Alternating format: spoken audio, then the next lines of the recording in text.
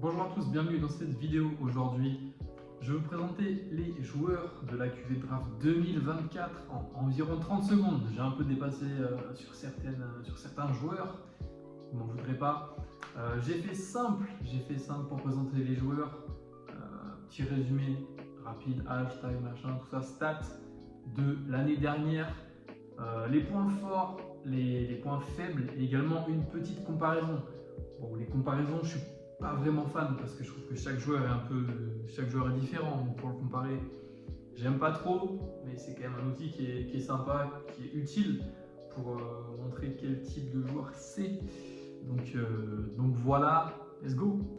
Allez, on commence avec le first pick, monsieur Zachary Rizaché. 19 ans, c'est un ailier de 2,07 m pour 95 kg. Dernière saison à Bourg-en-Bresse. 10 points de moyenne, à peu près 4 rebonds et une passe D.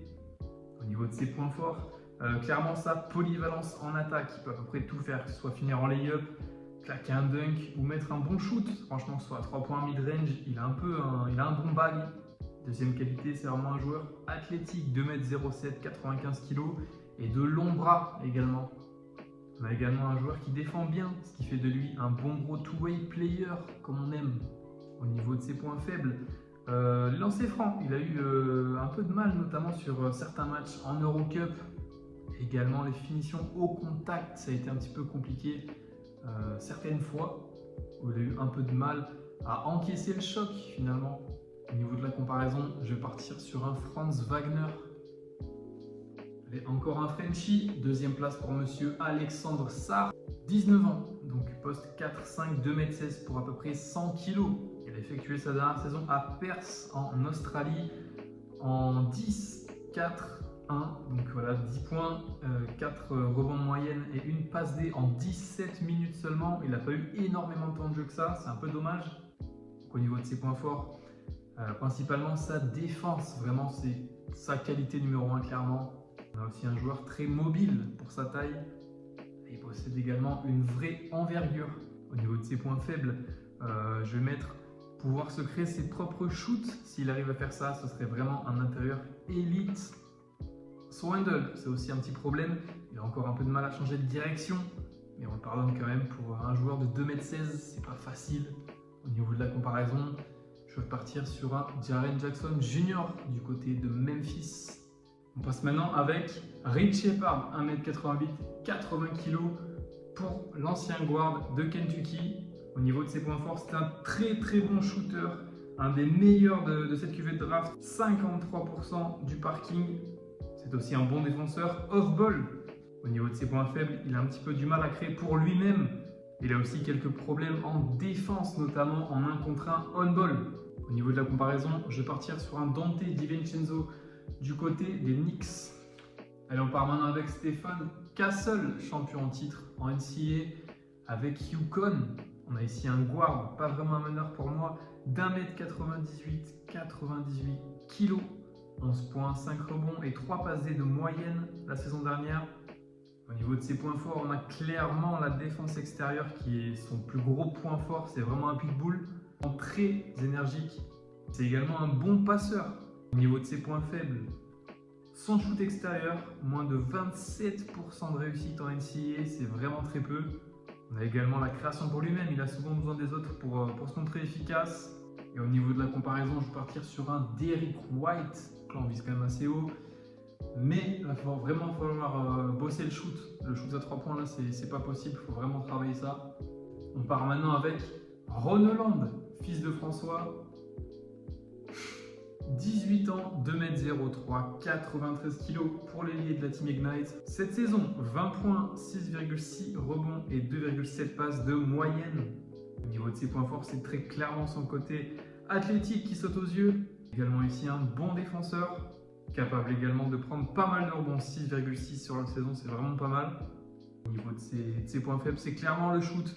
À 3 points, 25% seulement en G-League, ce qui va vraiment être problématique s'il ne s'améliore pas pour la NBA.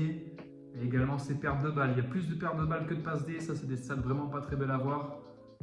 Et au niveau de la comparaison, je vais partir sur un RJ Barrett avec quand même légèrement moins de shoot, mais c'est vraiment un aspect qui doit travailler. On passe maintenant avec Tidjane Salin, 18 ans pour le petit crack français. 2m07, 96 kg, dernière saison à Cholet en France. 9 points de moyenne avec 4 rebonds et une passe D en 22 minutes. Au niveau de ses points forts, sa défense qui est actuellement sa meilleure qualité.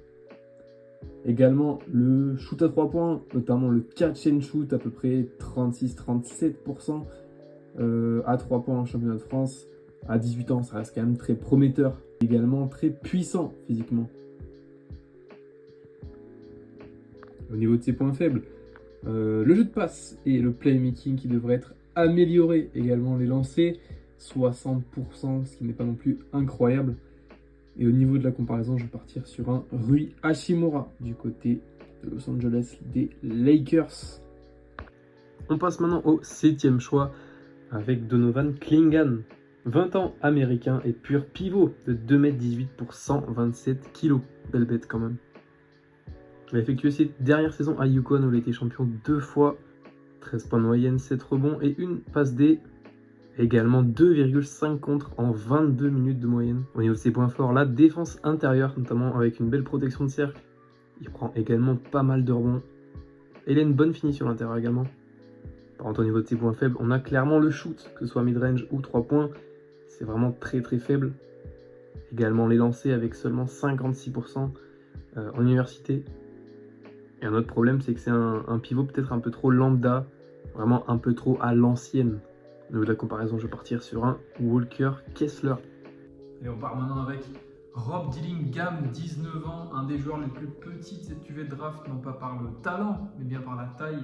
1m85 seulement pour 75 kg. Dernière saison à Kentucky en NCAA, où il a fait sa saison en 15 points, 3 rebonds, 4 passes de moyenne. Vraiment un des meilleurs dribbleurs de cette draft, ça c'est sûr. Également au niveau de son tir à 3 points, 44%. Et c'est également un bon playmaker. Au niveau de ses points faibles, bien évidemment, son physique, avec 1m85, on est obligé d'en parler. En plus de ça, c'est pas un super défenseur. Et il a tendance à un petit peu aussi croquer de temps en temps, donc avec pas mal de tirs forcés notamment. Et au niveau de la comparaison, pourquoi pas partir sur un Darius Garland, ça me paraît pas trop mal.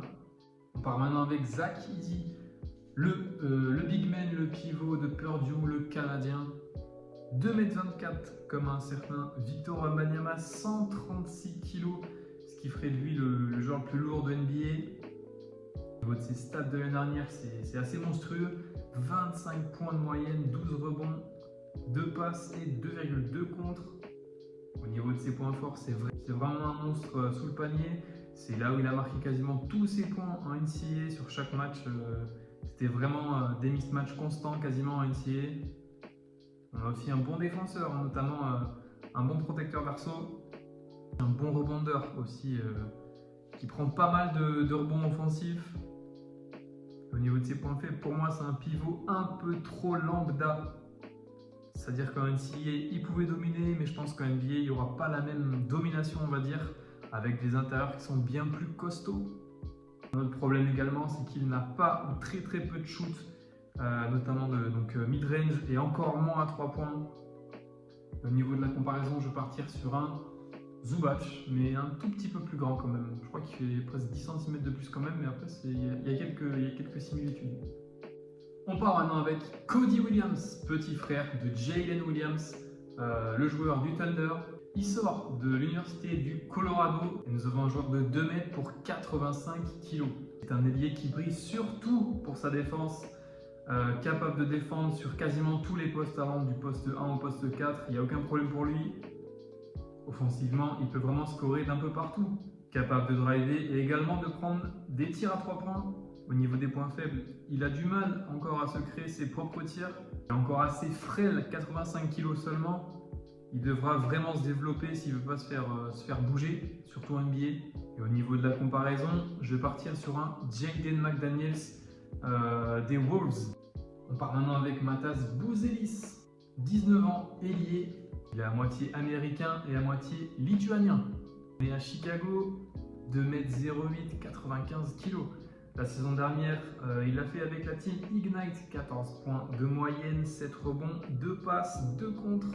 Au niveau de ses points forts, je vais noter la polyvalence. On a vraiment un ailier qui est très polyvalent. Également explosif. C'est aussi franchement un bon défenseur. Hein. Également bon rebondeur. 7 rebonds de moyenne. Correct franchement. Au niveau de ses points faibles, le tir, c'est un joueur qui est assez irrégulier, notamment à 3 points avec seulement 27% à 3 points. C'est vraiment un aspect qu'il doit travailler. Également les lancers, c'est pas son domaine de prédilection, seulement 68%. C'est pas catastrophique, mais ça doit aussi être travaillé. Un autre point faible qu'il a, c'est son physique, pas vraiment taillé. C'est un joueur qui est encore assez fin. Il faudra qu'il se développe musculairement parlant, on va dire. Un peu comme moi d'ailleurs. Au niveau de la comparaison, partir sur un Franz Wagner, je suis pas trop original, mais je trouve que ça colle assez bien. On part maintenant avec Nikola Topic, cousin de Nikola Jokic. C'est totalement faux. On a ici un jeune meneur, 18 ans seulement. Et il est bien grand, 1m98, 91 kg. Il a joué pour l'Étoile Rouge de Belgrade en Serbie l'année dernière. 14,5 points, 3 rebonds et 5 passes et demi de moyenne.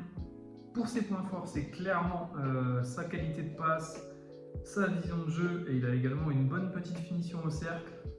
Et au niveau de ses points faibles, son tir à 3 points, il n'a jamais passé la barre des 30% en carrière. On peut aussi parler de sa défense, qui n'est pas non plus incroyable, il est peut-être un peu trop laxiste là-dessus. Et attention aussi dans les points négatifs, les blessures. Encore jeune et pourtant il a pas mal été blessé. Et il est d'ailleurs blessé actuellement avec une rupture partielle d'un ligament au genou. Et pour sa comparaison, Goran Dragic, ça me paraît pas trop mal. On passe maintenant avec Devin Carter, 22 ans, guard plus arrière que meneur, 1m91, 88 kg. L'année dernière, il était en NCAA à Providence avec de vraies stats, quasiment 20 points de moyenne, presque 9 rebonds et 3,5 passes. Pour la petite anecdote, c'est le fils d'Anthony Carter, un ancien meneur de jeu, peut-être que les plus anciens l'ont connu. Il a joué 600 matchs à peu près en NBA entre 2000 et 2012 et actuellement il est coach assistant du côté de Memphis. Voilà, ça c'est pour la culture. Au niveau de ses points forts, clairement la défense extérieure, c'est vraiment un défenseur quasiment élite déjà, avec notamment 2 interceptions et 1 contre par match. Il a aussi un cardio vraiment incroyable, il court vraiment partout. On a ici un bon rebondeur également, quasiment 9 rebonds de moyenne pour un guard d'1m91. Je trouve ça vraiment remarquable. Et c'est également un bon petit shooter à 3 points, à 38% du parking. Ses points faibles, c'est quand même un meneur un peu trop limité. C'est-à-dire que niveau playmaking, c'est un petit peu compliqué. Également son handle qui n'est pas incroyable, il a presque 3 balles perdues par match. Ça commence à faire. Et un autre point un peu négatif, son jeu au mid-range avec à peine 30% sur les shoots mid-range justement. Au niveau de la comparaison, franchement, je trouve qu'on a un bon joueur. Je pense que lui, il peut donner quelque chose. Et je vais le comparer à Bruce Brown. Et on passe maintenant à Bob Carrington, guard de 18 ans en provenance de Pittsburgh, 1m86 pour 86 kg, 14 points de moyenne, 5 rebonds, 4 passes D. Au niveau de ses points forts, on est sur un scoreur. Il sait vraiment aller chercher ses paniers et surtout trouver ses spots. C'est également un bon playmaker. Et on peut aussi souligner qu'il n'a que 18 ans, donc il peut encore bien progresser. Au niveau des points faibles, la finition près du cercle. Et également, c'est pas un joueur très athlétique non plus. Et pour la comparaison, je vais partir sur D'Angelo Russell. On passe maintenant à Kelly Ware, 20 ans, pivot de 2m13 pour 104 kg. L'année dernière avec Indiana en NCAA. Ses stats de l'année dernière du coup, 16 points de moyenne, 10 rebonds, 1,5 passes et 2 contres et 0,5 interceptions aussi. Au niveau de ses points forts, on a clairement un joueur très athlétique ici. On a également un bon protecteur de cercle, 2 contres de moyenne la saison dernière et il a été aussi nominé en All Defense Team sur sa conférence en NCAA. Et également, on peut parler de son potentiel à 3 points. Bon, il n'a pas pris beaucoup de tirs en NCAA, mais il était quand même à 40% à 3 points. Donc pour un pivot, c'est vraiment cool. Au niveau de ses points faibles, on a l'adresse au lancer. Alors c'est assez étonnant parce qu'il tire assez bien à 3 points, mais au lancer, on n'est qu'à 60%. Attention également au turnover, pas mal de pertes de balles. Plus de pertes de balles que de passes D, ça c'est jamais une stat très bien. pour un joueur. Donc au niveau de la comparaison, on est sur un peu un big man qui peut prendre du shoot. Donc ça me fait penser un peu à un Miles Turner, pourquoi pas. Donc allez, au niveau de la comparaison, Miles Turner.